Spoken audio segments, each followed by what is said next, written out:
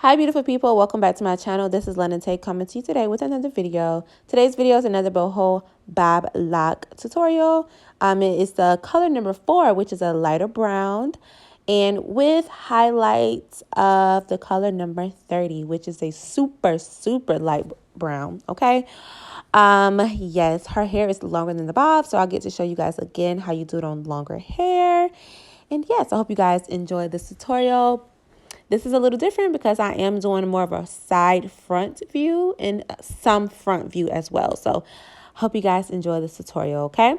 So we are just getting started. I already did her hair in the back, okay? I parted it from ear to ear, okay? So the hair is in halves. So the back was already done. It's already finished. Sometimes I do all the hair in box braids, and sometimes I split it up like I did. So today I split it up. Okay. So, I'm just going to show you guys how to do the front. If you already got the back done, this is a great tutorial right here. So you guys can see how the front is done. It's the same concept, but if you guys still need to see for yourself with your own eyes, then here is a tutorial as a guide. Okay. So like I said, I split it from ear to ear, split her hair in half, did the back half, and then the front, I have that half left. What I did was split it down the middle at the front, and I'm going to work on the left side, then be done with that, then work on the right side, and then be done with the whole head, okay? So I use a shine and jam for the parts to make the parts slick and to make her roots slick. She is 100% natural. She never been relaxed. So I'm just literally going to do half moon shapes, okay? You have different types of parting shapes you can do. You can do diamond, you can do the half moon shapes, and you can do rectangle or box parting, okay? We're doing the half moon shapes. These are also called free parts, okay? So I'm box braiding both of these pieces, and I'm just going to speed through. You guys already know how to free part. If you don't, I will link that free parting video down in the description box below, okay?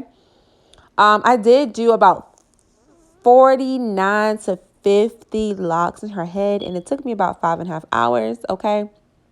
Probably would have took me way quicker than that if I don't be talking so much, y'all. I talk so much with my clients. Like, we literally be talking the whole time. Especially if I know you. If I know you, oh, we literally about to be talking forever, okay? But yes, guys, I'm just going to speed through this part. I'm just going to show you guys how I do the free parts. And then we're going to go ahead and just keep on going through the video. So yes, I'm just braiding all the hair all the way down. Now, I don't braid all the way to the end. I like to braid most of the hair, like 75% of the way. And then the other 25%, I'll just do like a 2-strand twist. It's the same concept. So yeah, that's what I'm doing. Okay, guys, so I'm done. I end up doing the whole, the half of her head, the front parts, and the box parting. It took about 25 to 30 minutes to do that.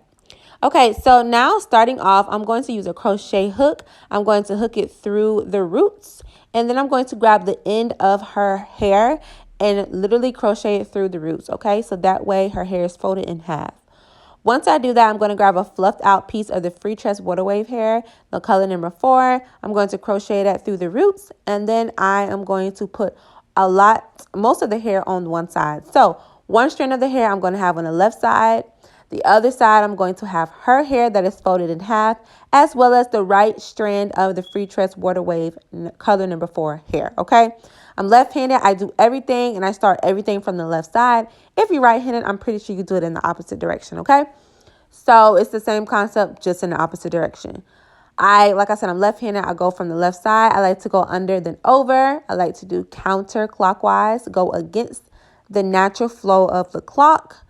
And that's how I do it. So I like to twist, do the locks, twist on the roots about 3 to 4 times, and then I'll start to go down.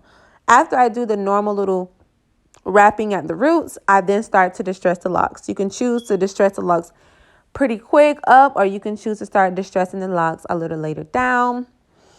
I do about 1.5 inches from the roots, then I'll start to distress, okay?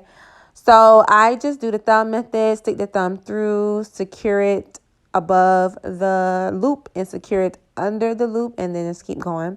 You can do it as many times as you want. You can stick your thumb through as many times as you want.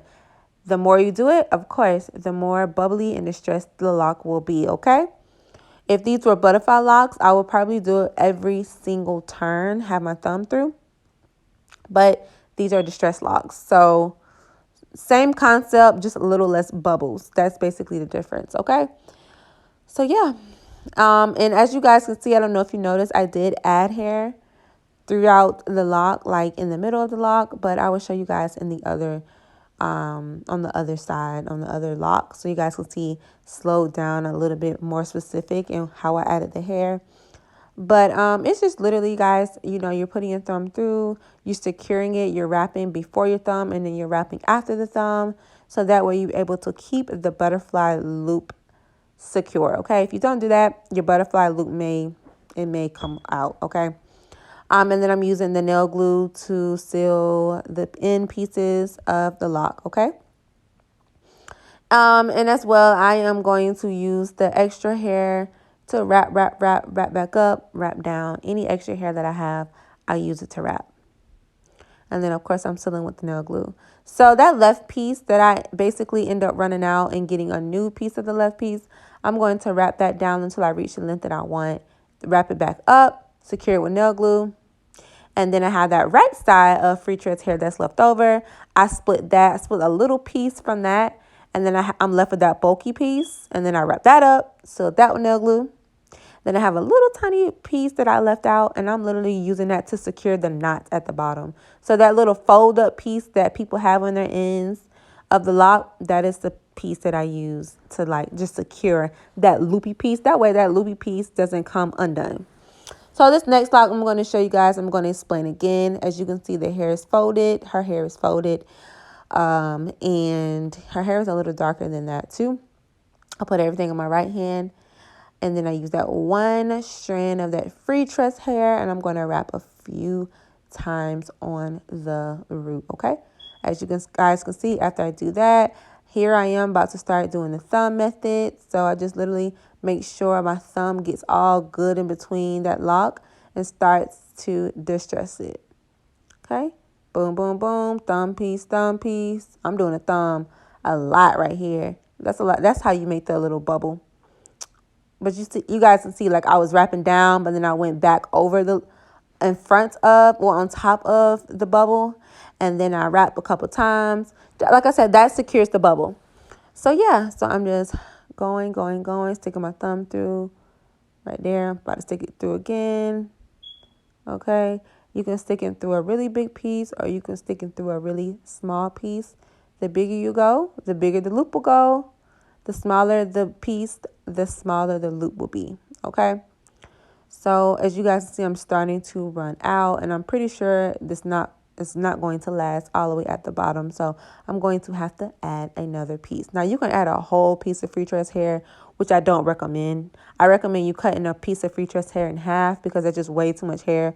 And your hair is going to be it's going to be bulky for no reason, honestly.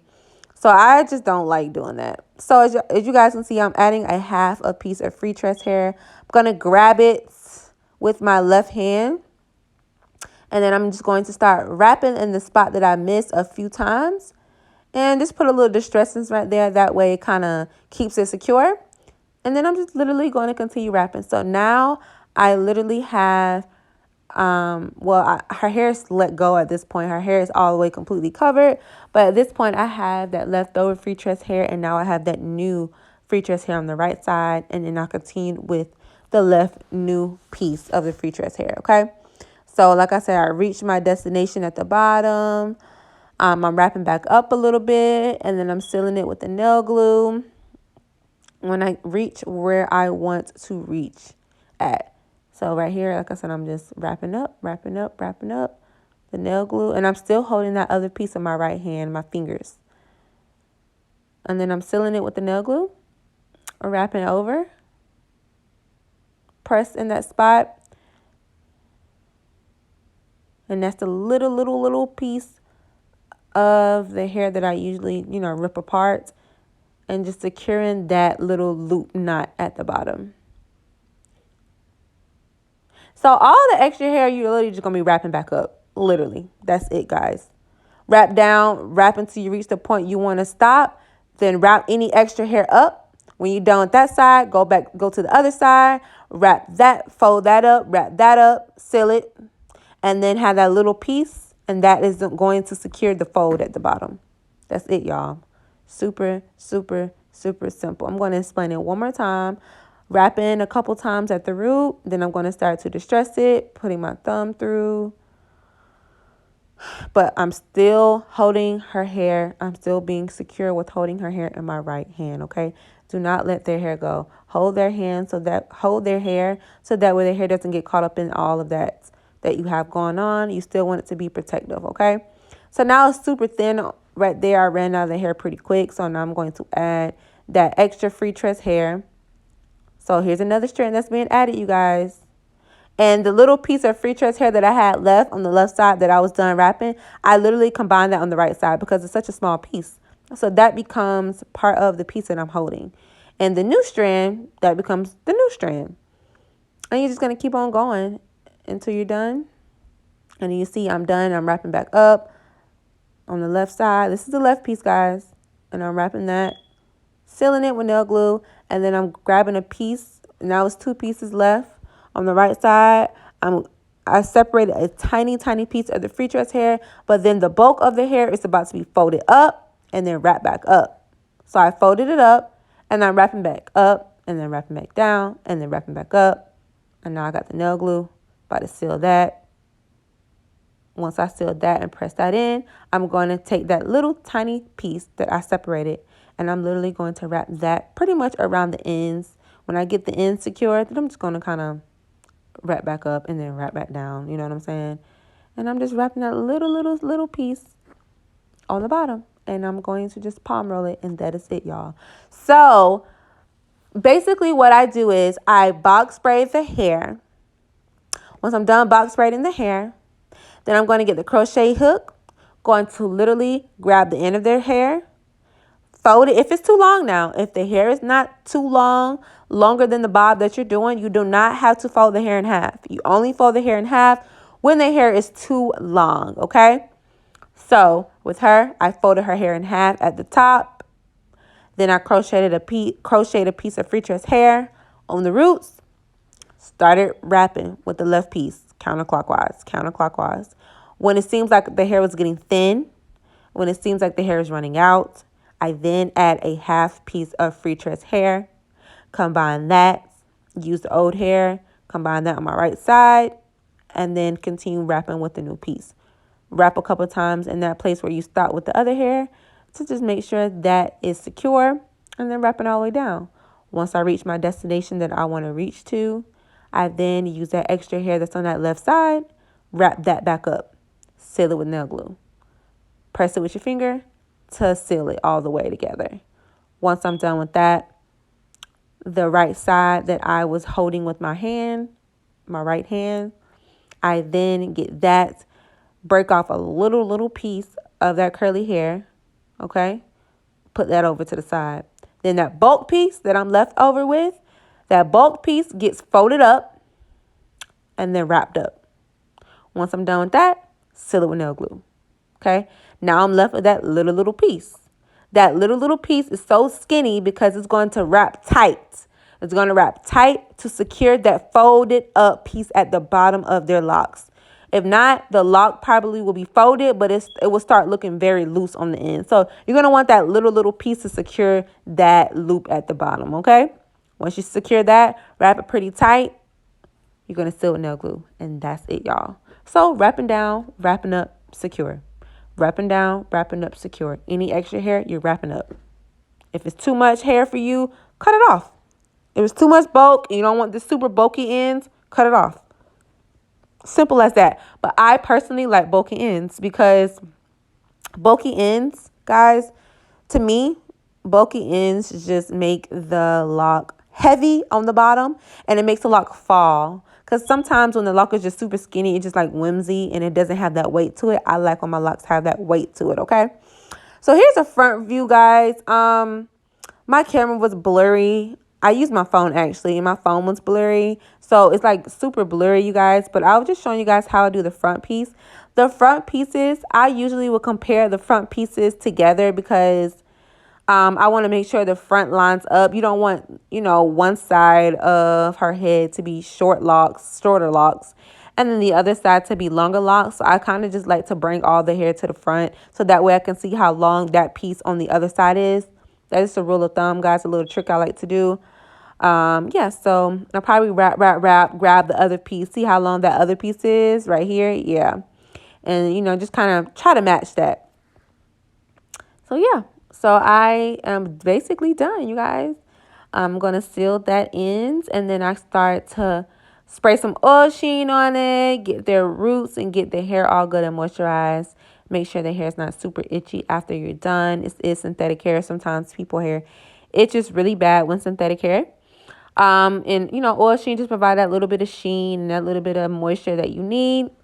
Once I'm done with the oil sheen, I'm going to use the even edge control for their edges, and I'm going to just kind of mold that. It's a 24-hour hold, and it does hold for 24 hours, but after that, it becomes like, it just becomes white and greasy, and it doesn't hold anymore. So, whew, your girl is tired. But anyways, so yeah, I use that even edge control for edges. And yeah, so you guys can see I have a little tiny piece that I'm just showing, and I'm just literally wrapping that tiny skinny piece around the end so that way that knot is secured. Yeah, so like I said, I use the even edge control for her edges, and then any type of like loose hair or frizzy hair that's in the lock on the ends, I just snip that off. And yeah, some people use mousse. I don't use mousse. I don't want anything to lay down. I want it to be frizzy, and I want it to be messy, and I want it to be distressed.